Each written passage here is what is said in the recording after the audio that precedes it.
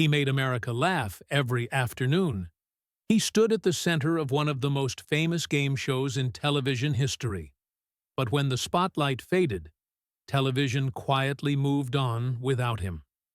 This is the sad but true story of Gene Rayburn, the unforgettable face of Match Game.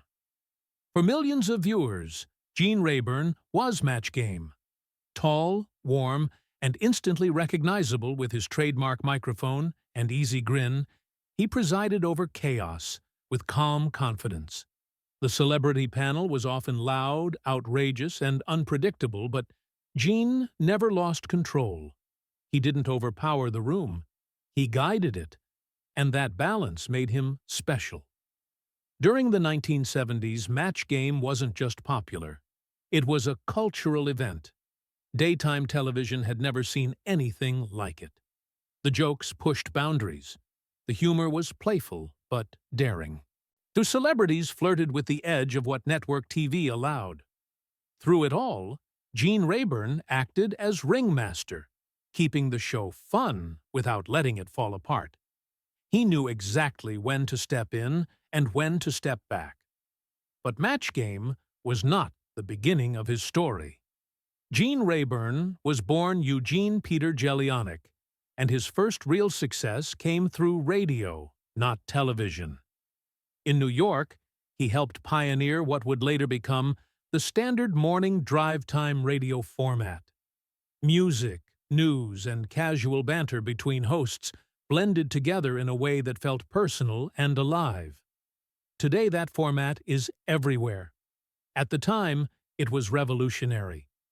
Radio made Gene popular enough for television to take notice. He became an announcer on The Tonight Show during its early years with Steve Allen. But simply introducing guests wasn't enough for him. Gene wanted to talk. He wanted to joke. He wanted to connect. That desire led him toward game shows, where personality mattered as much as polish. Early hosting jobs, including Do Re Mi, didn't initially stand out. But once Gene was allowed to relax and be himself, everything changed. He joked with contestants, teased the band, and made shows feel less like competitions and more like friendly gatherings. Audiences responded instantly. That talent reached its peak with Match Game. The original 1960s version had modest success, but the 1970s revival exploded. The format was simple: one contestant, 6 celebrities, and fill-in-the-blank questions designed for humor. The real magic came from the panelists, figures like Brett Summers, Charles Nelson Riley, and Richard Dawson. But Gene Rayburn was the glue.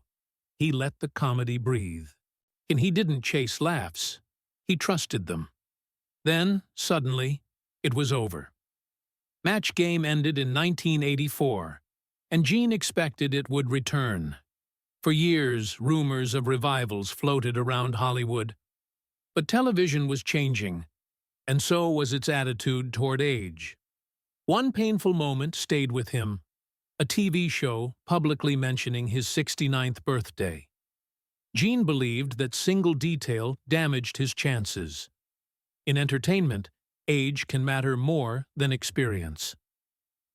When Match Game returned in 1990, Gene Rayburn was not asked to host.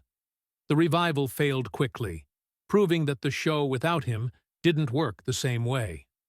By the time another version appeared in 1998, Gene's health had declined. He was suffering from dementia and could no longer return to the stage that had defined him. His goodbye was quiet. In October 1999, Gene Rayburn made one final public appearance to accept a Lifetime Achievement Award. 1 month later, he passed away. He left behind more than memories of laughter. He was a devoted husband, a father, a military veteran, and an innovator who helped shape modern broadcasting. Gene Rayburn didn't just host Match Game.